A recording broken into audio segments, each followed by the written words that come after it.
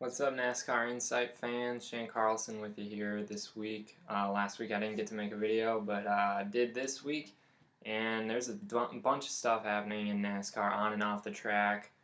We just got done with round 2 of the chase. Matt Kenseth going 2 for 2, so that's pretty incredible to start out the chase so far this year. But, as you notice, I got the chase playoff beard going on, so sorry, ladies. Not much I can do there. Gotta do it, so. Um, as for some of the major headlines in the NASCAR world right now, it was announced last week that Napa Auto Parts would be leaving Martin Truex Jr. in the wake of the aftermath that was Richmond and the whole Michael Waltrip Racing saga that went down there, the whole cheating scandal and all.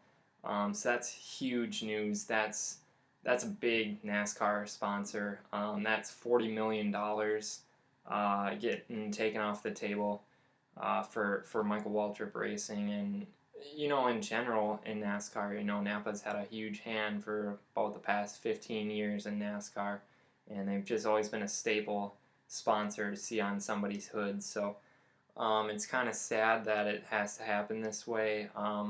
They're still hoping to maybe be involved with another driver or another team. They also haven't ruled out sticking with Martin Truex Jr. if he goes to another team, which is kind of the next step in the process, because with the sponsorship now gone from Martin Truex's number 56 Toyota Camry at Michael Waltrip Racing, Michael Waltrip has said he's free to look for other options or other teams, and he's willing to let Martin Truex Jr. walk and sign with another team if he so chooses to do so. So that's interesting. It was also announced last week that Juan Pablo Montoya, the current driver in the number 42 Target Chevy, is going back to IndyCar, as it was said a little earlier this month that Kyle Larson was going to be filling the 42 next season.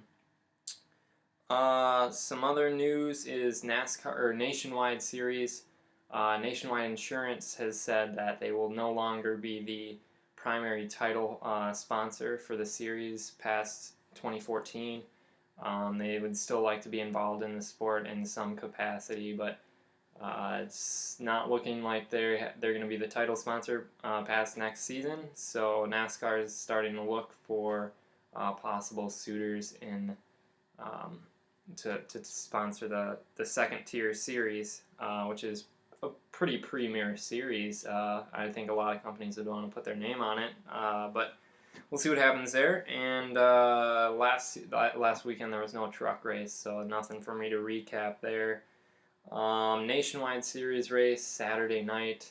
Ryan Blaney, 19-year-old son of World of Outlaws champion Dave Blaney, and Dave Blaney also drives a Cup car. Ryan won in his 15th start this season, or 15th career start in the Nationwide Series. First win this season, first career win in the Nationwide Series for Blaney, for that matter. But it came as the 10th win for the number 22 Penske Ford Mustang, 10th win overall this season. So they've had 4 drivers drive the 22 car to victory lane, with now Ryan Blaney joining AJ Allmendinger, Joey Logano, and Brad Keselowski as winners in the 22 car this season in the Nationwide Series. Points battle really didn't shift a whole lot. Austin Dillon came into the race second in points, trailing Sam Hornish Jr. by 17. At the end of the race, Sam Hornish Jr. still holds a 15-point advantage over Austin Dillon after Austin Dillon finished second, which was a great run for him. He has 2 Kentucky wins, so that's a positive for Dillon there. And for Sam Hornish Jr. to finish 4th, he maintains the points lead, and that was his 21st top 10 this season in 27 races. So that's just shows you how consistent Sam has been over the course of the season. He's got 1 win to help his title hopes, but Dillon still is winless, so Austin Dillon would definitely like to get that 3 car in victory lane.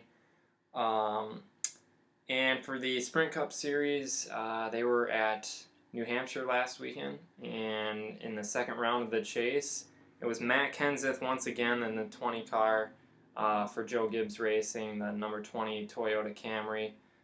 Matt Kenseth won it in another dominating performance, really, leading 92 of the last 93 laps. It came in his 500th career start. Only one other driver has done that, and that's Richard Petty. So Matt Kenseth joined some pretty elite company there. And it was the 7th win of the season, and compared to his 2003 title run with Roush Racing, he is totally polar opposites this year. He's got, in 2003, he had one win and won the championship. That was on the old point system. Now that they have this new chase system, which was implemented in 2004, Kenseth has 7 wins this season, most of all drivers. So that's really helping his title chances. He holds a 14-point lead over his teammate Kyle Busch, who also ran second for the second consecutive week to his teammate. And then he's up by 14 on Busch and 18 points over 5-time champion Jimmie Johnson, who's quietly there in third. Really, you don't picture Jimmie being quiet, but he's there, and he's looking for his 6th title.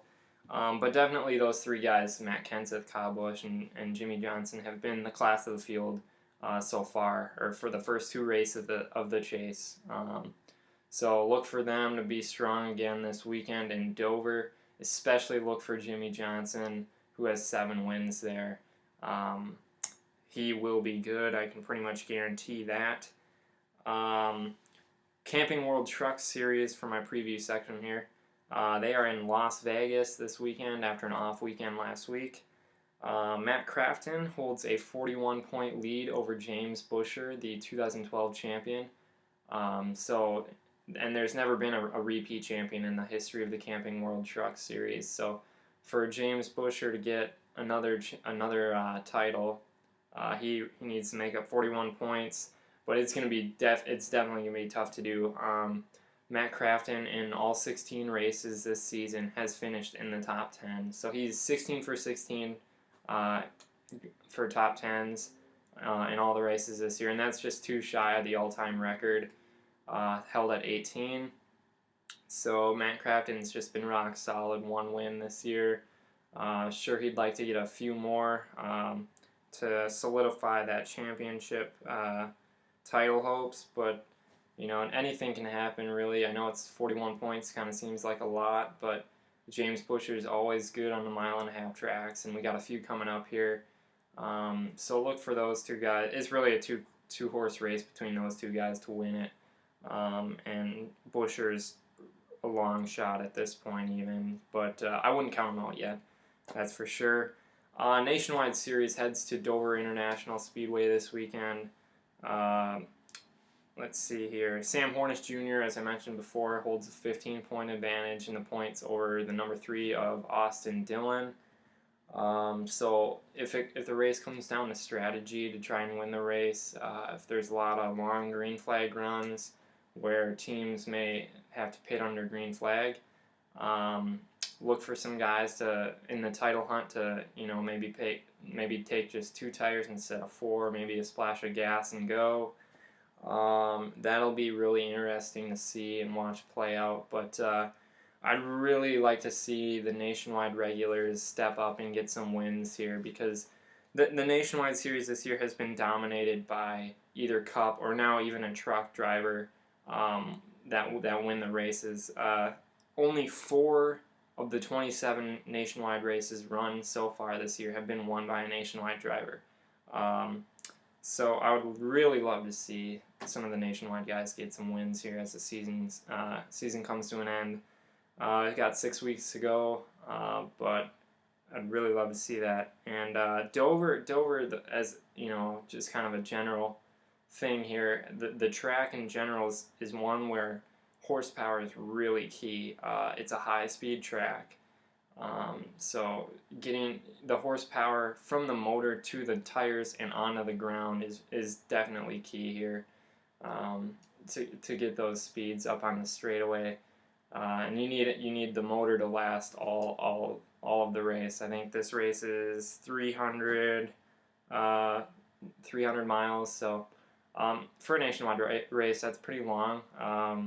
So watch for engine wear and guys getting out of the corner. Corner exit speed is key to getting down the straightaway quick and corner entry. But moving on to the Sprint Cup Series, they are also at Dover on Sunday afternoon. And compared to the race that was here in the summertime, with the cooler temperatures, it's going to bring the grip level on the track up, so the tires are going to stick to the ground more. That's going to make drivers a lot happier. They're going to be able to put their car where they may normally not have put it during the summer months when it's real hot and slick. But that'll be good to watch too, and that'll allow for, with the cooler temperatures, more horsepower will be made, and so the cars are going to be going faster.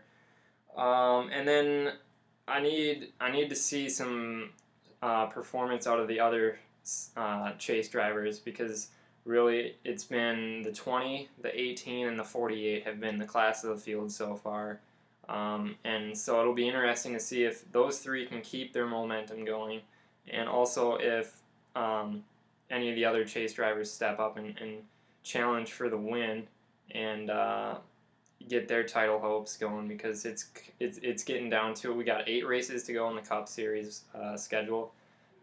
We still have Talladega. That's kind of the wild card here, but Dover, and we got some more mile-and-a-half tracks, and of course we got Martinsville coming up in October. But it'll be interesting to see if there's a big play in points this weekend.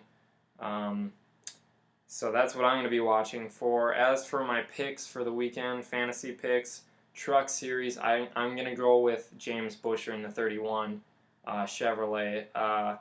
He is 41 points back of Matt Crafton, as I mentioned earlier, but he's rock solid on the mile-and-a-half tracks, and Las Vegas fits his style pretty well, I think. It's one where you can just kind of keep the truck wound up all the way around the track, minimal braking, really, and I'm going to look for James Buescher to not go down without a fight in this title in this title run here. Nationwide Series, I'm going to go with Brian Vickers. Similar to why I picked James Buescher, but I think Dover is really a track where it fits Brian's driving style. He's very aggressive, and he can attack the track, especially in the corners. That's where you can get a lot of positions, or get in position to pass off the corner. I think Brian would like to get a win before the end of the season here, as he's running for the title, but really I don't think he has a chance to win it. I think he's over 45 points back at this point, but you never know. If he can get a win, maybe that'll reel him in a little bit. But Cup Series, and I'm going to go with the obvious pick here. 7-time winner at Dover, Jimmie Johnson in the 48 car. He's just rock solid here, and it's really saying something when your slump is an 11-race winless streak. So I'm going to pick Jimmy to win and end his terrible winless streak, even though it's just 11 races. That just tells you how good he is. But he's gotten off to a decent start here in the chase, and if he's going to go for number 6, I think he needs a few wins, and Dover is definitely his best track statistically. It's between Dover and Martinsville, and he's still got Martinsville coming up. So I think Jimmy will be doing donuts at the end of this one.